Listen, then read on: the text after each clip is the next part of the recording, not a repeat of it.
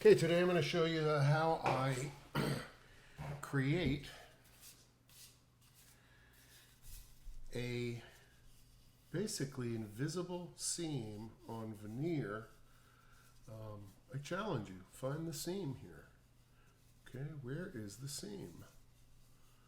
Okay. I applied my veneer to a piece of sonotube just to, demonstrate. Anyway, here's the stuff I'm going to use. Got some wax paper. I have a angle piece of flat steel, razor knife, a couple grades of sandpaper. I have 80, 150, and 600. A couple of spring clamps, some 3M 30NF water-based contact adhesive. It is the best product to use for making permanent adhesion, whether it's wrap or veneer, and some raw linseed oil and a rag. So I'm using this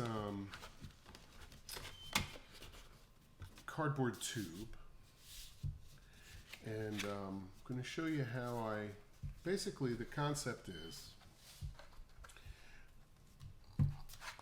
I apply glue to both surfaces, right? We let it set independently of each other till it's ready. And then I will apply it, right?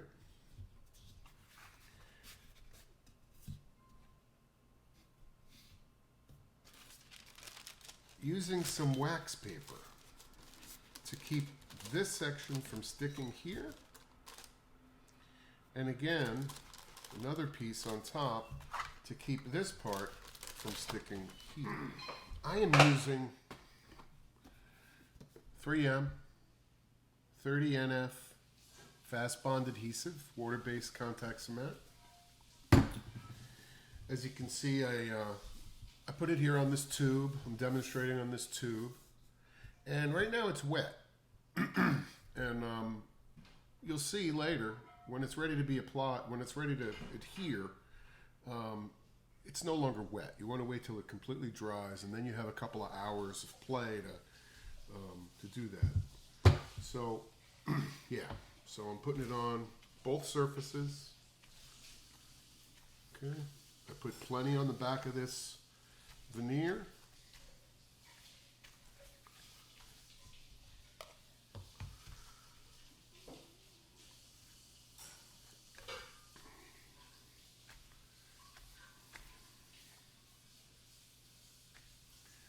Like so.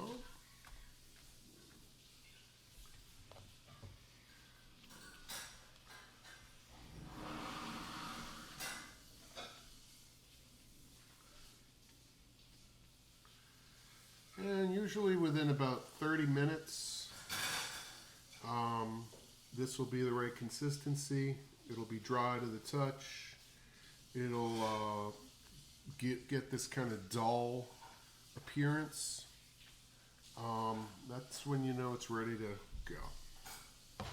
I use some cheap throwaway containers and these really cheap, what they call chip brushes.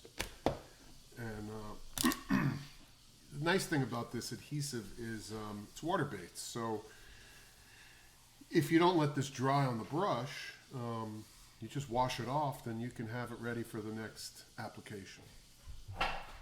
So we'll wait, let that dry. We're going to wait 30 minutes, then we'll move on. Okay, so we've waited about 30 minutes, and it is dry to the touch.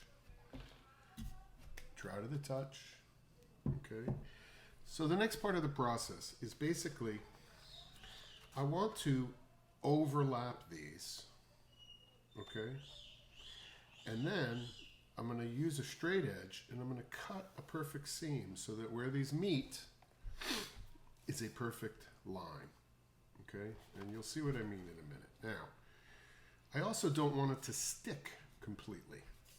Okay, so what I'm going to do is I'm going to use some wax paper. Okay? I'm going to put the wax paper between here. Okay? And now as you can see, so this is not sticking. Okay? I take another piece of wax paper and I put it here. So that as I come around, this is also not sticking. Now, I've got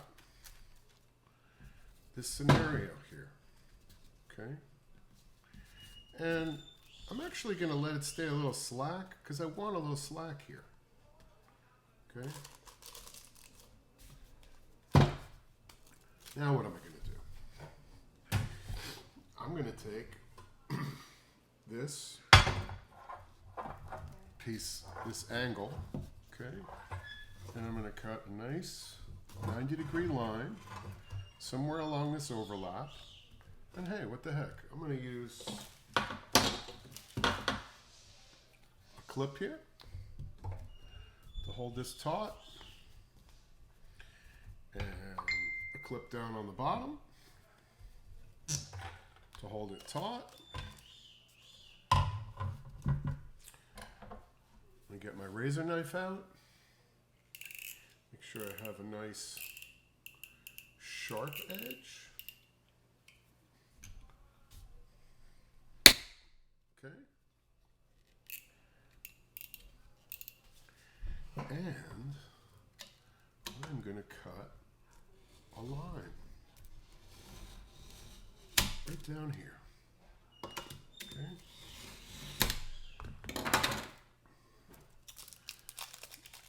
I'm going to take this out.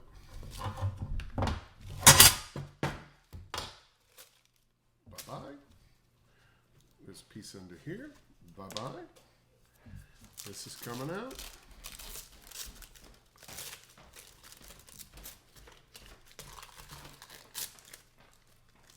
Bye-bye. Ciao. Oh, you're talking? And I'm going to push this side down. You practicing or you? No, I'm doing it, baby. And I'm going to push this side down. And you'll see, hey, wait a minute, there's a little bit of an overlap there. It's exactly what we want, okay? We want this fine line of an overlap here. Because then we're going to take some 80 grit sandpaper.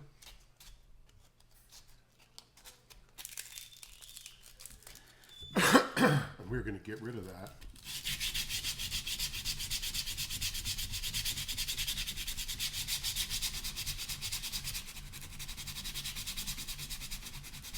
Overlap.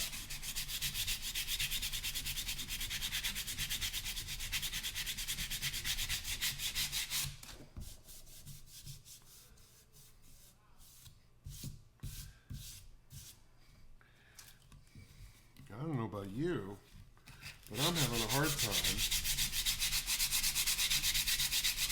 finding the seam. I have to look here.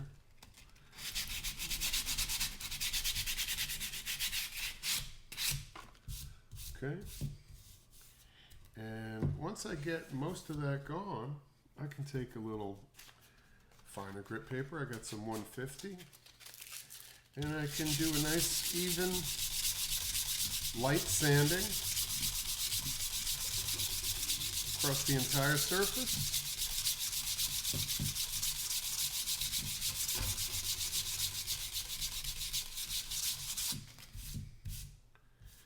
And I could take some really fine paper.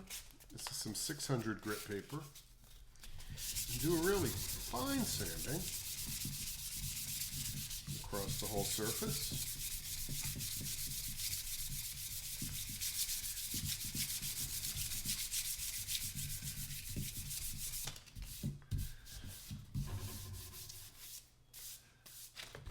Okay. And here we go. Now, when it comes to finishing, I have here some raw linseed oil. Okay. And you're going to see the magical transformation of this rosewood veneer. I apply this nice and heavy.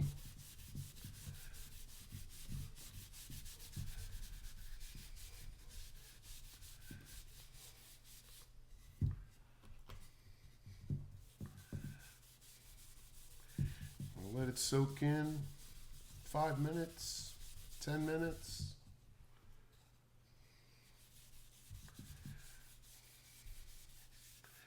And I come back and I wipe away the excess and we let it dry.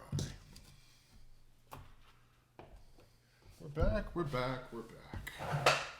And it is important that you come back and wipe away all the excess oil that is not absorbed.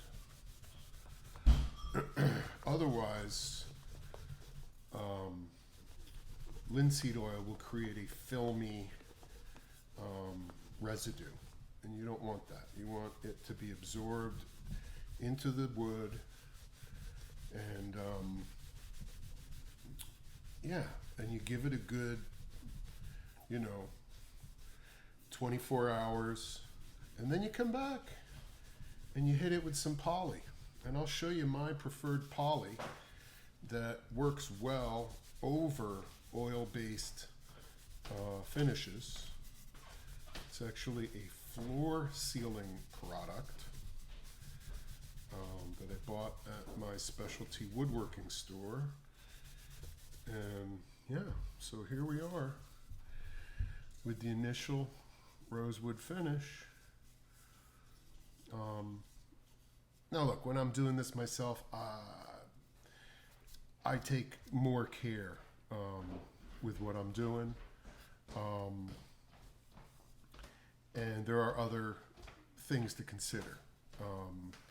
For instance, there's a process you can use where you wet the wood and let it dry, and it raises the grain, and you do a light sanding, and then you do that process several times. Just depends on the fineness of the finish you want. But here we are. Where's the seam? Where's the seam, folks? Where's the seam? All right. All right, so this is the product I like to use to finish. About 24 hours after we do the oiling, let that dry. Come back and do some real thin coats of this Varathane no odor floor finish, polyurethane with aluminum oxide. It's very fast drying. Put a coat on.